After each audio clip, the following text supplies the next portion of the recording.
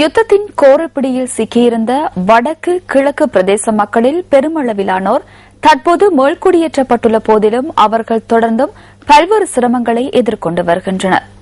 அம்பாறை மாவட்டத்தின் தங்கவேலாயுதபுரம் மக்கள் அடிப்படை வசதிகளின்றி தமது அன்றாட தேவைகளை கூட பூர்த்தி செய்து கொள்ள முடியாத நிலையில் வாழ்ந்து வருகின்றனர். நாட்டில் நிலவிய யுத்தம் காரணமாக தமது வாழ்விடங்களில் இருந்து இடம்பெயர்ந்த தங்கவேலாயுதபுரம் மக்கள் மீண்டும் 2010ஆம் ஆண்டு முதல் மீளக்குடியேறி வருகின்றனர். இவ்வாறு மீளக்குடியேறியுள்ள மக்கள் எவ்வித அடிப்படை வசதிகளும் மற்ற நிலையில் குடிசைகளிலும் கட்டிடங்களிலும் தற்போது வாழ்ந்து வருகின்றனர்.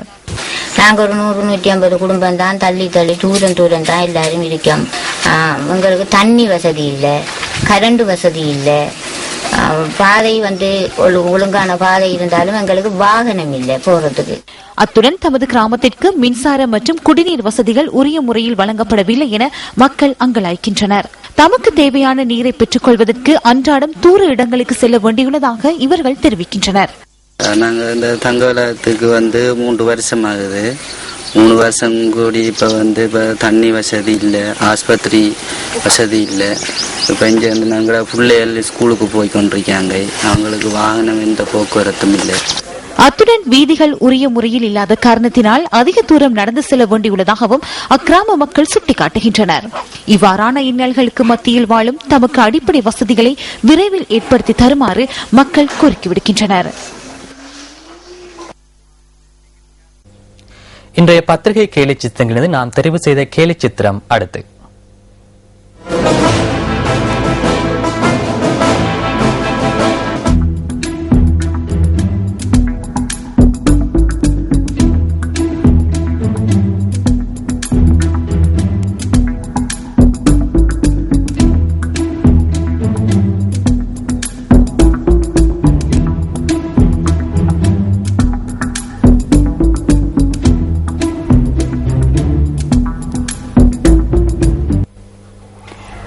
மக்கள் விடுதலை முன்னணி கொழும்பில் இன்று ஊடகவியலாளர் சந்திப்பொன்றை ஏற்பாடு செய்திருந்தது.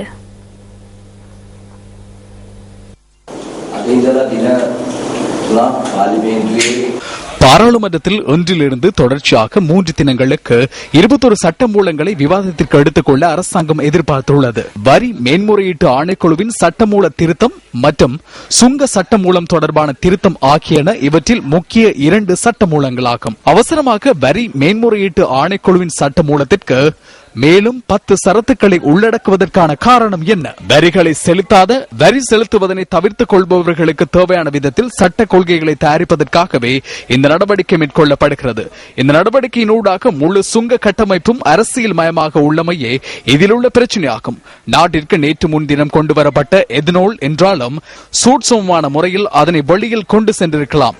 தயவு செய்து இந்த சட்டத்தை அமுல்படுத்த வேண்டாம் என்றே நாம் அரசாங்கத்திடம் வேண்டுகோள் விடுக்கின்றோம்.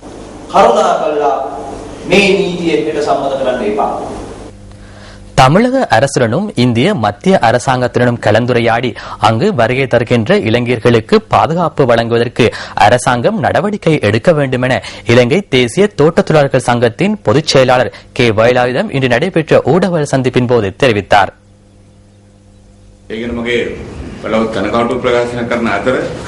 இந்த தாக்குதல் குறித்து நான் எனது கண்டனத்தை வெளியிடுகின்றேன். தமிழக அரசுடனும் இந்தியாவுடனும் கலந்துரையாடி உடனடி தீர்வு ஒன்றை வழங்க முயற்சிக்க வேண்டும். தமிழகத்திற்கு வரும் மத தலைவர்கள் உள்ளிட்டவர்களுக்கு பாதிப்பு ஏற்படாதவாறு முன்னரை போன்றே அவர்களை வரவேற்க வேண்டும் என தமிழக அரசாங்கத்திடமும் அங்குள்ள அனைத்து கட்சிகளிடமும் ஏனைய அமைப்புகளிடமும் கேட்டுக்கொள்கின்றேன். இந்திய உயர்ஸ்தானிகர் தமிழக முதல்வர் ஜெயலலிதாவுடன் உடனடியாக கலந்துரையாடி அனைவருக்கும் பாதுகாப்பு வழங்க நடவடிக்கை எடுக்க வேண்டும் என கேட்டுக்கொள்கின்றோம். இவ்வாறான நடவடிக்கைகள் பாரதத்திற்கு பொருத்தமற்றது என்பதனை நாம் கூற வேண்டும். இந்த ஊடக சந்திப்பில் ஐக்கிய தேசிய கட்சியின் பொதுச் செயலாளர் திரு சத்தநாயக்கவும் கலந்து கொண்டிருந்தார்.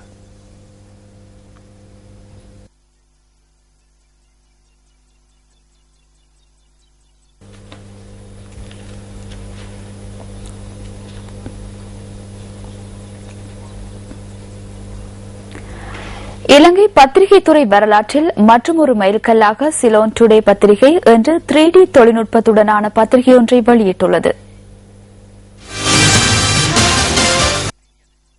இன்று வெளியான சிலோன் டுடே பத்திரிகையுடன் 3D தொழில்நுட்பத்தை துல்லியமாக எடுத்துக்காட்டும் வில்லை ஒன்றும் வாசகர்களுக்கு கிடைத்துள்ளது.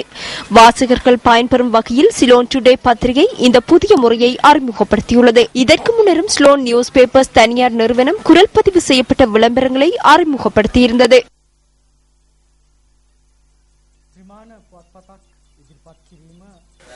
3D தொழில்நுட்பத்தை பத்திரிகை ஒன்றில் உள்ளடக்குவது மிகவும் சிரமமான விடயமாகும். அதிக அளவிலான தொழில்நுட்ப அறிவு இதற்கு அவசியம். அத்துடன் அதன் பொருட்டு அதிக வளம் தேவைப்படுகிறது. நாம் பத்திரிகை வெளியிட ஆரம்பித்து 1 வருடமும் 4 மாதங்களும் என்னும் சிறியதோர் கால பகுதியில் இந்த 3D தொழில்நுட்பத்தை வெற்றிகரமாக அறிமுகப்படுத்தியுள்ளோம். பத்திரிகை துறையில் மாற்றம் ஒன்றையும் திருப்பு முனையையும் ஏற்படுத்தும் நோக்கிலேயே மௌபீம மற்றும் சிலோன் டுடே பத்திரிகைகள் ஆரம்பிக்கப்பட்டன. நாம் அந்த இலக்கை எட்டியுள்ளோம். සිදු කරමින් පවතිනවා.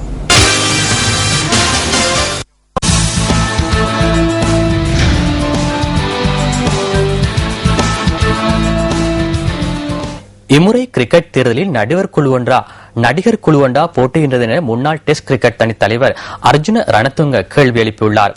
சிரச டிவியில் ஒளிபரப்பாகும் இன்சைட் ஸ்போர்ட் நிகழ்ச்சியில் கலந்து கொண்டு உரையாற்றும் போதே அவர் இதனை குறிப்பிட்டுள்ளார். கிரிக்கெட் நிறுவனத்தில் முன்பு பதவி வகித்த அதிகாரிகள் மற்றும் இம்முறை தேர்தலில் போட்டியிடுவதற்கிடையில் காணப்படுகின்ற வித்தியாசம் தொடர்பில் நேயர் எழுப்பிய கேள்விக்கு பதிலளிக்கும் வகையிலே அவர் இதனை கூறியுள்ளார். காமினி திசாநாயக்க கிரிக்கெட் போட்டிகளுக்கு பாரிய உதவிகளை வழங்கினார் என்பதை நாம் ஏற்றுக் கொள்கின்றோம். எனினும் ராஜ் மகேந்திரன் தொடர்பிலும் கூற வேண்டும். இவர் கிரிக்கெட் விளையாட்டில் ஈடுபடும் வீரர்களுக்கு வேலை வாய்ப்புகளை பெற்றுக் கொடுத்து அந்த காலப்பகுதியில் ICC அங்கீகாரத்தினை பெற்றுக் கொடுப்பதற்காக எமக்கு ஒத்துழைப்பு வழங்கும் நோக்கில் பின்னால் இருந்து உதவிகளை செய்தவர் ராஜ் மகேந்திரன் என கூற வேண்டும். கிரிக்கெட் வீரர் என்ற ரீதியில் அவருக்கு நான் இன்றும் மிகுந்த மதிப்பளிக்கின்றேன். எனினும் இன்று அவர்கள் தொடர்பான எந்தவித விடயங்களும் கிரிக்கெட் விளையாட்டின் போது பேசப்படுவதில்லை. ஏனென்றால் தற்போது இது அரசியல் மயமாகியுள்ளது. டெஸ்ட் கிரிக்கெட் போட்டிகளை இந்த நிலைமைக்கு கொண்டு வருவதற்காகவும் ICC-இடமிருந்து அங்கீகாரத்தை பெற்றுக் கொள்வதற்காகவும் ராஜ் மகேந்திரன் செலவழித்த விதம் தொடர்பில் கதைக்க வேண்டுமாயின் அன்று கிரிக்கெட் கட்டுப்பாட்டு சபையிடம் அவ்வளவு பணம் இருக்கவில்லை. அந்த காலப்பகுதியில் அவர் எங்களுக்கு உதவிகளை வழங்கினார். எனினும் அந்த காலப்பகுதியில் அவருடைய ஒரு நிழல் படத்தை கூட பத்திரிகைகளில் காண முடிவதில்லை. எனினும் தமது பெயர்களை பதிவு செய்து கொள்வதற்காக கழுத்துப்பட்டி அணிந்து கொண்டு இன்று அனைவரும் வருகின்றனர். 1982ஆம் ஆண்டு கிரிக்கெட் கட்டுப்பாட்டு சபையின் உபத்தலைவர் பதவி வகிப்பதற்கு எவரும் விருப்பம் தெரிவிக்கவில்லை. அவரிடம் பணம் இருந்தமையினால் ராஜ் மகேந்திரன் காமினி திசாநாயக்கவை இழுத்துக் கொண்டு வந்து இந்த பதவிக்கு நியமித்தார். அவரை இதற்காக செல்லவிட்டார். அவரே பயிற்சியாளர்களை வரவழைத்தார். இங்கிலாந்துக்கு விஜயம் செய்தால் அவரை எம்மை கவனித்துக் கொண்டார். அவ்வாறான மனிதர்கள் இந்த நாட்டில் இருக்கின்றனர். எனினும் அவர்கள் ஒருபோதும் திரைக்கு முன்வரும் நபர்கள் அல்ல. எதனையும் மேற்கொள்ளாது இந்த தேர்தலில் போட்டியிடுவதற்காக சிலர் முன்வருகின்றனர். நடிகர்கள் மீண்டும் வந்துள்ளதை பத்திரிகைகளில் பார்த்தேன். தலை நரைத்து சற்று உடல் பருமனாகியுள்ளனர். පරණ නළුව ටික ආපහු ඇවිල්ලා කොණ්ඩ සුදු වෙලා මහත් වෙලා තියෙනවා.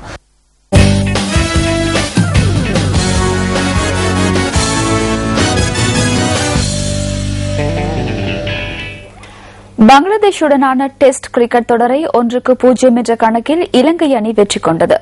இலங்கை கிரிக்கெட் அணிக்கு ஆஞ்சலோ மேத்யூஸ் தலைவராக நியமிக்கப்பட்டதன் பின்னர் கிடைக்கும் முதலாவது டெஸ்ட் வெற்றி இதுவாகும்.